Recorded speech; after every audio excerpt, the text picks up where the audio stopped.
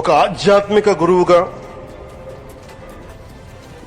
ఏ ప్రభుత్వం ఆలోచించినప్పుడు ప్రభుత్వాలే దీని గురించి సగటు వ్యక్తికి నీరు ఎలా అందించాలనుకున్నప్పుడు దాన్ని ఆలోచించింది సత్యసాయిబాబా గారు ఆలోచించారు.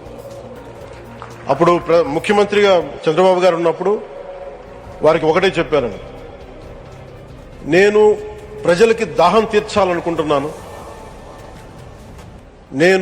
నాకు తెలిసిన భక్తులు ఒక ఆయన సింగిల్ హ్యాండెడ్ గా 400 crores 400 కోట్ల రూపాయలు ఈ పథకానికి ఈ పథకానికి ఇస్తాను, దాహం తీర్చే పథకానికి ఇస్తాను అంటే దానికి ఆ రోజున ప్రత్యేకించి అలాంటి పర్మిషన్స్ కి వీటికి కొంచెం కష్టం.